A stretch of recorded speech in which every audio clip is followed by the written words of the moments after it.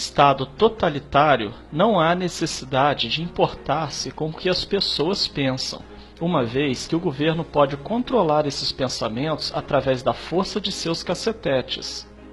Mas em um estado democrático, onde não se pode controlar as pessoas pela força, há que se controlar o que as pessoas pensam, e para isso, utiliza-se de técnicas de manipulação de massa. Adiante, citaremos as 10 técnicas de manipulação listadas por Noam Chomsky, um linguista, filósofo, cientista cognitivo, comentarista e ativista político norte-americano, referenciado em âmbito acadêmico como o pai da linguística moderna. Também é uma das mais renomadas figuras no campo da filosofia analítica. Número 1. A estratégia da distração. O elemento primordial do controle social é a estratégia da distração, que consiste em desviar a atenção do público dos problemas importantes e das mudanças decididas pelas elites políticas e econômicas, mediante a técnica do dilúvio ou inundação de contínuas distrações e de informações insignificantes. A estratégia da distração é igualmente indispensável para impedir ao público de interessar-se pelos conhecimentos essenciais na área de ciência, da economia, da psicologia, da neurobiologia e da cibernética.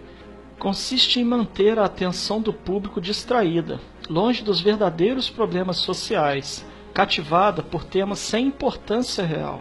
Manter o público muito ocupado, sem nenhum tempo para pensar nas coisas que realmente têm importância. Estratégia de número 2. Criar problemas, depois oferecer soluções. Este método também é chamado de problema-reação-solução. Cria-se um problema, uma situação prevista para causar certa reação no público, a fim de que este seja o mandante das medidas que se deseja fazer aceitar. Por exemplo, deixar que se desenvolva ou se intensifique a violência urbana, ou organizar atentados sangrentos, a fim de que o público seja o mandante de leis de segurança e políticas em prejuízo da liberdade. Ou também, criar uma crise econômica para fazer aceitar como um mal necessário o retrocesso dos direitos sociais e o desmantelamento dos serviços públicos. Número 3. A estratégia da gradação. Para fazer com que se aceite uma medida inaceitável, basta aplicá-la gradativamente, a conta-gotas, por anos consecutivos. É dessa maneira que condições socioeconômicas radicalmente novas, como o neoliberalismo, foram impostas durante as décadas de 80 e 90. Estado mínimo, privatizações, precariedade, flexibilidade, desemprego em massa, salários que já não asseguram uma vida decente, tantas mudanças que haveriam provocado uma revolução se tivessem sido aplicadas de uma só vez. Número 4. A estratégia do deferido.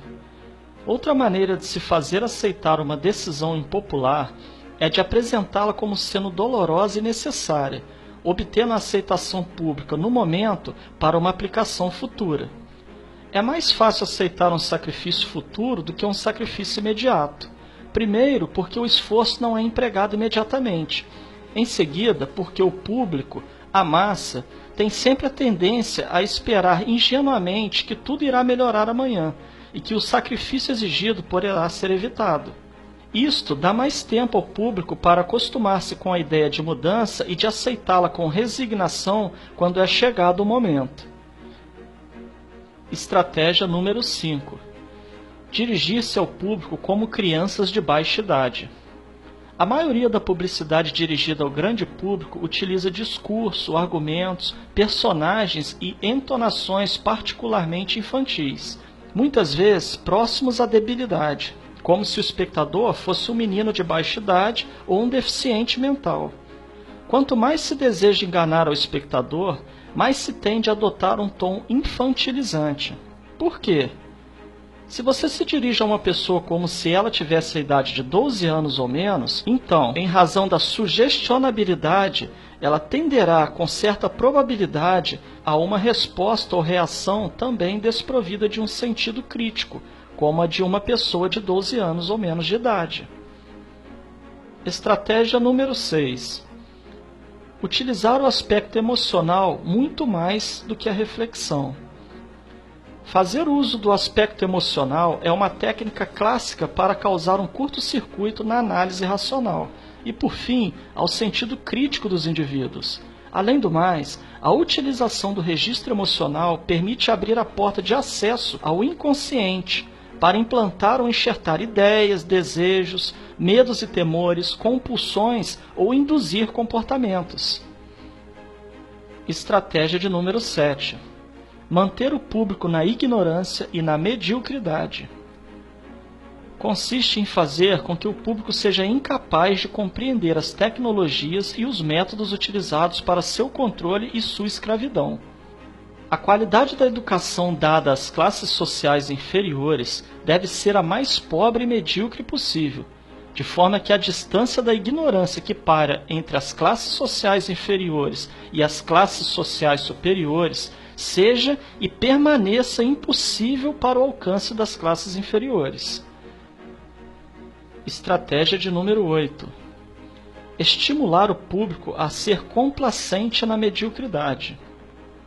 Consiste em promover o público a achar que é moda o fato de ser estúpido, vulgar e inculto. Estratégia de número 9. Reforçar a revolta pela autoculpabilidade. Fazer o indivíduo acreditar que é somente ele o culpado pela sua própria desgraça, por causa da insuficiência de sua inteligência, de sua capacidade ou de seus esforços. Assim, ao invés de rebelar-se contra o sistema econômico, o indivíduo se autodesvalida e culpa-se, o que gera um estado depressivo do qual um dos seus efeitos é a inibição de sua ação. E sem ação não há revolução. Estratégia de número 10. Conhecer melhor os indivíduos do que eles mesmos se conhecem. No transcorrer dos últimos 50 anos, os avanços acelerados da ciência têm gerado crescente brecha entre os conhecimentos do público e aqueles possuídos e utilizados pelas elites dominantes.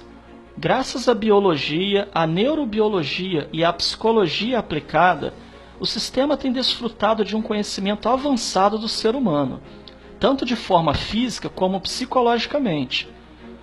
O sistema tem conseguido conhecer melhor o indivíduo comum do que ele mesmo conhece a si próprio.